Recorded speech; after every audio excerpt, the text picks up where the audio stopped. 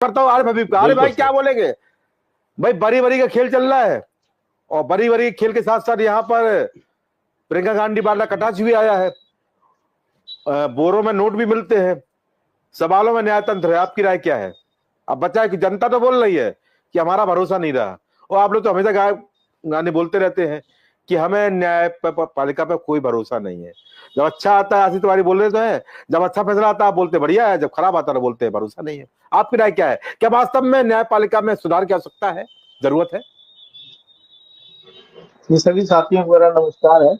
जी और अपरिहार्य कारणों से मैं देर में ज्वाइन बोलते किया रहिए, तो क्षमा चाहता हूँ। बोलते रहिए। देखिए,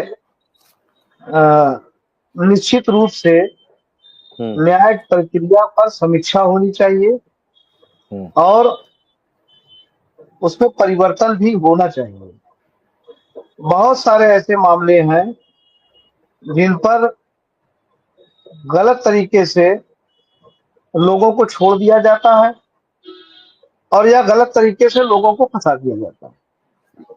बहुत सारे ऐसे मामले आए हैं इस देश में कि चंद लोगों को किसी केस में आरोपी बना दिया गया और 20 साल 25 साल के बाद वो सारे लोग बाइज्जत बरी हो गए। तो निश्चित रूप से कहीं ना कहीं जो विवेचक रहे, जिन्होंने मुकदमा लिखा, जिन्होंने उस केस को आगे बढ़ाया, अधिकारियों ने, ये उनकी चूक मानी जाएगी कि लंबे समय तक सरकार का पैसा, और अगर अपराधी रहा तो भी तो ठीक है, नहीं रहा तो भी उसका जीवन बर्बाद हुआ। इसे जी न्याय नहीं कहा जाए। जी न्याय तो यह है कि त्वरित मिले। अगर अपराध में कोई आया है, उसके खिलाफ साक्ष्य मिलता है, तो त्वरित कार्रवाई उसके ऊपर होनी चाहिए। जो भी जैसा जुर्म है वैसी सजा उसको मिलनी चाहिए। लेकिन 20 साल 25 साल 30 साल मुकदमा चलता है और ऐसे में बाइज्जत बरी जब लोग होते हैं तो वो न्याय नहीं है बल्कि उनके साथ अन्याय है।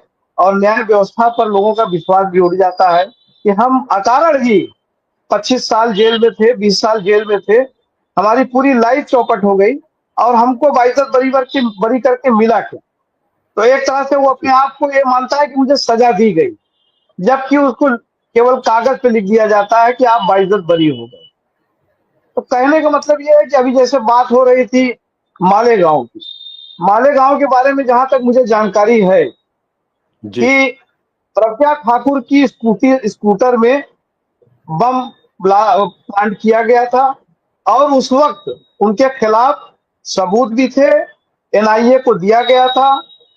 मुकदमा जब लड़ रही थी, सान्याल जो वकील थी, उन्होंने 2014 के बाद जब कहा कि मेरे ऊपर इन्हें छोड़ने का दबाव है और मुकदमे से वो पीछे चली गई। वहीं मुंबई बम ब्लास्ट कांड में, मुंबई बम ब्लास्ट कांड में एक मोहतरमा की कार का इस्तेमाल हुआ था और उनको उनके खिलाफ सजा हो गई। तो निश्चित रूप से ये जो सिलेक्टिव न्यायिक प्रक्रिया है, इस पर सवाल हमने नहीं उठाया है। देश के बड़े बड़े बुद्धिजीवी जो वकील हैं, जो जज रहे हैं, उन लोगों ने सवाल उठाया है इस पर और वो भी आशीष जी। कि ये बहुत बड़ी बात है कि एक तरफ मुंबई बम कांड में किसी चले, इस्तेमाल हुआ और उसे सजा दे दी धन्यवाद, गई, एक तरफ धन्यवाद। बरी कर दिया जा रहा हो।